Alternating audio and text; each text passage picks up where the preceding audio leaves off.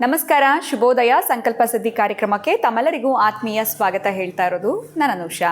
ಇದೇ ನವೆಂಬರ್ 29ನೇ ತಾರೀಕು ಕುಬೇರ ಸಭೆ ಕಾರ್ಯಕ್ರಮ ನಡೀತಾ ಇದೆ. ಇದರಲ್ಲಿ ನೀವು ಕೂಡ ನೇರವಾಗಿ ಪಾಲ್ಗೊಳ್ಬೋದು. ಹೆಚ್ಚಿನ ಮಾಹಿತಿಗೆ ಸಂಖ್ಯೆಗಳು ಸ್ಕ್ರೀನ್ ಮೇಲೆ ಬರ್ತಾ ಇದೆ, ಕಾಲ್ ಮಾಡಿ ಮಾಹಿತಿಯನ್ನು ಪಡೆದುಕೊಳ್ಳಿ.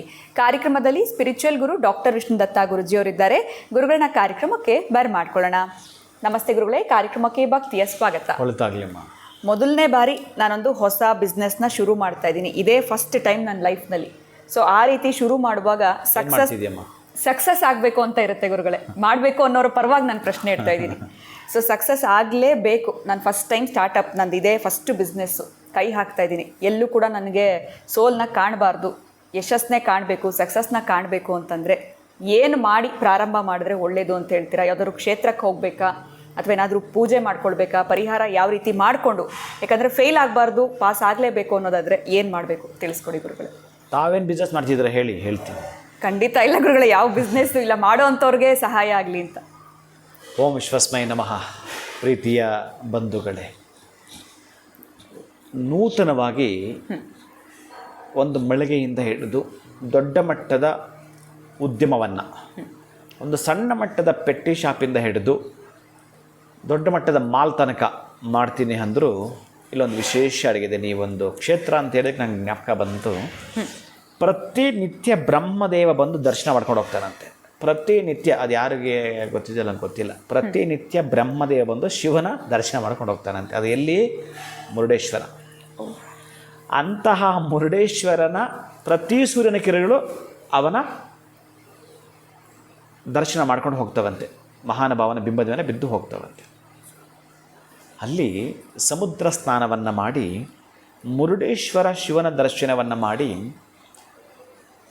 ನೋಡಿ ಶಿವ ಪಂಚಾಯತನ, ಈಗ ನಮಗೆ ಹೇಗೆ ವಾಸ್ತು ಅಕ್ಷರವೃಕ್ಷ ಅಲ್ಲಿರ್ತಕ್ಕ ಸೂರ್ಯ ಪಂಚಾಯತನ ಇದೆಯೋ, ಅಲ್ಲಿ ಶಿವ ಪಂಚಾಯತನ ಅಥವಾ ಶಿವ ಅಪರಾಧ ಕ್ಷಮಾಪಣಾ ಸ್ತೋತ್ರ, ಅಥವಾ ನೀವು ತ್ರಿದಳಂ ತ್ರಿಗುಣಾಕಾರಂ ತ್ರಿನೇತ್ರಂಚ ತ್ರಿಯಾಯುಧಂ ತ್ರಿಜನ್ಮ ಪಾಪ ಸಂಹಾರಂ ಏಕಬಿಲ್ವಂ ಶಿವಾರ್ಪಣಂ, ಬಿಲ್ಲಪತ್ರೆಯಿಂದ ಮುರುಡೇಶ್ವರ ಶಿವನನ್ನು ಅರ್ಚನೆ ಮಾಡಿಸಿದ್ರೆ ನಿಮ್ಮ 3 ಜನ್ಮಗಳ ಬಹುಶಃ ಗೊತ್ತಿಲ್ಲ, ನೀವು ಪ್ರಾರಂಭ ಮಾಡುವಾಗ ಯಾವುದು ಅಡ್ಡ ಬರುತ್ತೋ, ನಿಮ್ಮ ಜನ್ಮಜಾತಕದ್ದೇ ದೋಷ ಅಡ್ಡ ಬರುತ್ತೋ, ನಿಮ್ಮ ಮನೆಯ ವಾಸ್ತುವಿನ ದೋಷವೇ ಅಡ್ಡ ಬರುತ್ತೋ, ಅಥವಾ ನಿಮ್ಮ ಹಿರಿಯರ ಸಂಬಂಧಿಕರ ಯಾವುದು ದೊಡ್ಡ ತಲೆನ ಪಿತೃದೇವತೆಗಳದ್ದು ನೀವು ಮಾಡದೇ ಇರತ ಕಾರ್ಯಕ್ರಮ ಅಡ್ಡ ಬರುತ್ತೋ, ಅಥವಾ ನಿಮ್ಮ ಮಿತ್ರರದ್ದು ನೀವು ಮಾಡೋ ಪಾರ್ಟ್ನರ್ಶಿಪ್ ಅವೊಂದು ಅಡ್ಡ ಬರುತ್ತೋ, ಅಥವಾ ನಿಮ್ಮ ಮನೆಯಲ್ಲಿ ಯಾರದ್ದು ಅಡ್ಡ ಬರುತ್ತೋ ಗೊತ್ತಿಲ್ಲ, ನೀವು ತ್ರಿದಳಂ ತ್ರಿಗುಣಾಕಾರಂ ತ್ರಿನೇತ್ರಂಚ ತ್ರಿಯಾಯುಧಂ ತ್ರಿಜನ್ಮ ಪಾಪ ಸಂಹಾರಂ ಏಕಬಿಲ್ವಂ ಶಿವಾರ್ಪಣ,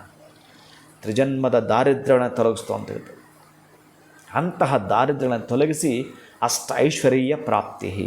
ಎಲ್ಲಿ? ಮುರುಡೇಶ್ವರ.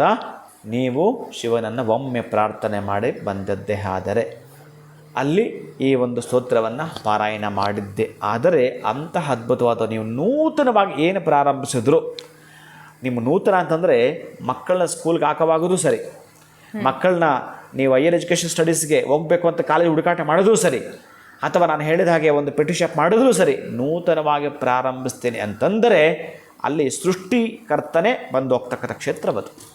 ಅದಕ್ಕಾಗಿ ಒಮ್ಮೆ ನೀವು ಅಂತಹ ಮುರುಡೇಶ್ವರ ಶಿವನಿಗೆ ಮೊರೆ ಹೋಗಿ ಇನ್ನೆಲ್ಲದರಲ್ಲೂ ಜಯಹೋ ಜಯಹೋ. ಖಂಡಿತ ಗುರುಗಳು, ಎಲ್ಲೋ ಒಂದು ಕಡೆ ಇದೇ ಉತ್ತರವೇ ಬೇಕಾಗಿದ್ದು. ಯಾಕಂದರೆ ಫಸ್ಟ್ ಟೈಮ್ ಸ್ಟಾರ್ಟ್ ಮಾಡುವಾಗ ಏನು ಮಾಡಬೇಕು ಅಂತ ಗೊತ್ತಿಲ್ಲ. ಅಟ್ಲೀಸ್ಟ್ ಅದನ್ನು ಹೋಗಿ ಅಥವಾ ನಾವು ಅದನ್ನು ಮಾಡ್ಕೊಂಡು ಮಾಡೋದ್ರಿಂದ ನಮಗೆ ಸಕ್ಸಸ್ ಸಿಗುತ್ತೆ ಅನ್ನೋದಾದರೆ ಖಂಡಿತ ಮಾಡ್ತೀವಿ ಅಂತ ಸಾಕಷ್ಟು ಜನ ಭಾವಿಸ್ತಾರೆ. ಅದಕ್ಕೋಸ್ಕರ ತಮ್ಮ ಮುಂದೆ ಈ ಪ್ರಶ್ನೆನಿಟ್ಟೆ. ತುಂಬ ಸಿಂಪಲ್ಲಾಗೆ ತಿಳಿಸಿದ್ರಿ, ಮುರುಡೇಶ್ವರರ ದರ್ಶನ ಮಾಡಿಕೊಂಡ್ರೆ ಸಾಕು ಅಂತ. ಧನ್ಯವಾದಗಳು ಗುರುಗಳೇ, ತಮಗೆ ನಮಸ್ಕಾರ. ಹರೇ ಶ್ರೀನಿವಾಸ. ಸೊ ಯಾವುದೇ ರೀತಿಯಾಗಿರುವಂಥ ಸ್ಟಾರ್ಟಪ್ಪು ಬಿಸ್ನೆಸ್ನ ನೀವು ಸ್ಟಾರ್ಟ್ ಮಾಡ್ತಾ ಇರಬಹುದು. ಸೊ ಗುರುಗಳು ತಿಳಿಸಿದ ಹಾಗೆ ಮುರುಡೇಶ್ವರನ ದರ್ಶನವನ್ನು ಮಾಡ್ಕೊಳ್ಳಿ, ಶಿವನ ದರ್ಶನ ಅಂತ ಹೇಳ್ತಾ ವಿಡಿಯೋನ ಮುಗಿಸುವಂತಹ ಸಮಯ ಆಗಿದೆ. ನಮಸ್ಕಾರ.